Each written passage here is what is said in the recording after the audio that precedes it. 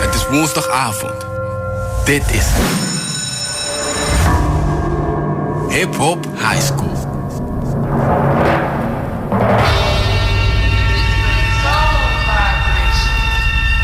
Goedenavond, het is 8 uur geweest bij Hiphop Highschool 6 FM. En dat betekent dat we begonnen zijn aan een nieuw uur Hiphop Highschool. Dus nog een uur hiphop en rap. Ja, waar je gewoon je fingerlicking bij staat te kijken. We begonnen met King B, Back by the Demand. En dat is niet zomaar, want we hebben All Star Fresh gewoon in de studio. En daar gaan we straks nog even mee praten. We hebben nog de Sleaze and Dirt. Ja, zeker weten. We gaan het hebben over Tyga. Die heeft namelijk een best wel grote belastingsschuld opgebouwd. Het gaat over 3 jaar in totaal wat hij allemaal moet terugbetalen. En dat bedrag en hoe hij dat gaat oplossen hoor je zo meteen. Oké, maar het is niet de enige waarmee we gaan praten. En I'll switch to English now. As I said, it's not the only person we're talking to today. It's not just All Star Fresh. All Star Fresh would like to send us his best regards, because at the moment we're talking to Sammy Bee, the DJ to the Jungle Brothers. Are you there? Yes, I am. How y'all doing out there, people? Neverland. Good evening. Well, we're always doing good here because we've got hip-hop on the radio, so that's always something good. Sammy B, where did you start out in hip-hop and turntablism? Oh, well, I was close friends. My family was close friends with Brother Lurk, and he really got me into the DJ business, you know. He actually, you know, gave me my first pair of records, and my family had turntables. So, you know, it was like really given to me. So what was it like back in the day? Were you, a selector? Were you, playing breaks so other people could rap to it? Well, that was the first generation of hip. I'm saying hip-hop. We like the second generation. That was Bam and Jazzy and Cold Crush, Charlie Chase, all those guys. That's first generation. We's the second generation. Well, I was the one sitting on a crate watching the records. Like the little 11, 12-year-old watching these guys build a dynasty. That is pretty awesome. So what effect did that have, that first generation have on the second generation? Because the second generation, you already said it took another turn because the Jungle Brothers was one of the originators of, the groups that pioneered with the fusion of jazz and hip-hop. Absolutely. We learned from their mistakes, and then drum machines came into effect. So we started using drum machines where, they wasn't using drum machines in the first generation. So it was like, a whole different sound, you could add a whole different, more elements to the music and everything like that. So I just feel like, that's what the first generation is what gave us our real boost. That's it. Wow. Yeah. So how did that change the game, the coming of all that new technology?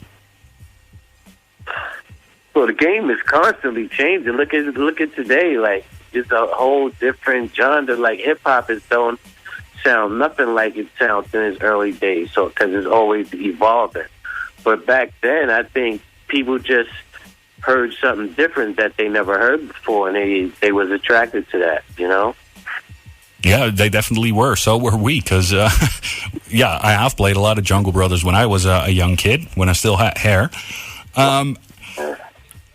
Jungle Brothers also toured the world, which was not very common for rap acts from the first generation. Absolutely.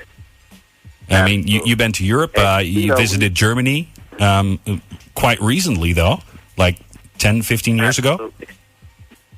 Absolutely. Definitely. Maybe longer than that.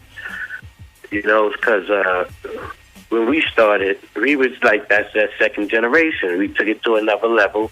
We started traveling the world. We started meeting all types of people, seeing the different cultures, how people live. Which, to me, it was just a blessing. Yeah, I can imagine. Yeah. So, coming from the second generation, who were your main inspirators for doing what you did? Jazzy J, Red Alert, Bam Bada. that was the people when I went out and they took me to the clubs and stuff like that. Those were the people that I was with. You know what I mean? So you had different crews coming from different areas, but that's the crew that I could go to the jam with and sit in the back and just watch Jazzy play records that Bam passed to him, and that just gave me a whole different perspective on life. Jazzy J is my mentor. I always look up to him because he was the main DJ every time I went out to the clubs that I seen play. You understand? So being able to jam with them, people of the first generation, do you think that influenced the music of the Jungle Brothers? Yes, very much so. Very much so. Absolutely. Definitely. Being around Red Alert with all the records, the record collection, all the old school tapes that was there that we could just study and listen to. He had everything. Every record. He's like Bam to me, because I know Bam got thousands and thousands of records, but Red Alert does too.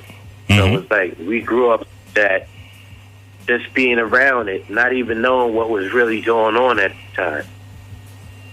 Oh, we got some disturbance by someone's headphone. You're familiar with All Star Fresh, if I'm correct, right? Somewhat, yes. Somewhat, yeah. What up, Sammy? What's going on? What's going on, man? All Star Fresh in the building. Let me refresh your mind for a second, man. That was like way back '88, the DJ mixing championships. Yeah, you know that deal. So and we have a late friend in common, my man Dave Funkenklein. Through Dave Funkenklein, I met y'all. You know. Oh man, now you talking. That was my brother. God bless his dad. You know the deal, man. He's the one who invited me to come to New York to do the DJ battles and stuff. Hey. So I'm that long-haired motherfucker from Holland, you know. Right, now that's classic. You say Funkenklein, you already know. You know.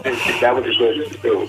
Yeah. So that's why I was checking out my boy over here, man, asking you all these questions. But I was there, around '88 when everything just started to pop down and shit. Right. And what I know is that you had a connection with DJ Red Alert. The Jim Browski, man. That. There you go. So to us, it was really given to us. You know what I mean? Yeah. So Red Alert had your full support because I think he was on your first album, and Red Alert goes berserk, and you were on air. Absolutely, that's what I'm saying. Like all praises due to Red Alert when it comes to the Jungle Brothers. You know what I mean? Exactly. Yeah, he just made it a little easier for us to get into the door. Yeah, man. That's why I just wanted to give you a little, shout out, man, a little big up, and just can't wait to have you over here back in Holland. I know that's right. Do your thing, No doubt. I appreciate you, my brother. Yeah, man. I still, you gave me that acetate, man, that was the instrumental of the whole first Jungle Brothers album, man. Wow. There you go. Yeah, I remember all that. I visit the coffee houses when I come out there.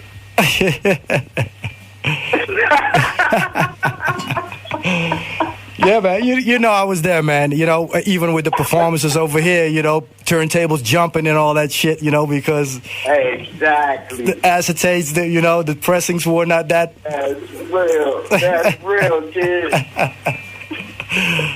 Well, I have to say, this is just by pure chance that we have you on the phone right now and All Star Fresh in the studio. Man. But what chemistry is going on right here? This guy is taking me back to you say Funkenklein and my face just light up. Yeah, man. That's the kind of person he was. Yeah, man. You know what I mean? Yeah, man. That was one man who had. That was one man who had crazy love for the art. Absolutely. Absolutely, man. Okay, any more questions? What's going yeah, on? always good to reunite old friends. But Sammy, what are you doing nowadays? Well, basically, we just really been touring. I've been doing a little production, but I ain't really put nothing out yet. And DJing when I can, and trying to keep my head above water like everybody else. Trying to take care of my family. And probably doing a good job at it. Oh, yeah, I'm blessed, man. Well, at least we would like to thank you for taking the time to talk to us and, take us through the history of what you experienced hip-hop to be like at that time. Okay, thank you very much for having me. Well, absolutely no problem. We always like talking to hip-hop legends like yourself.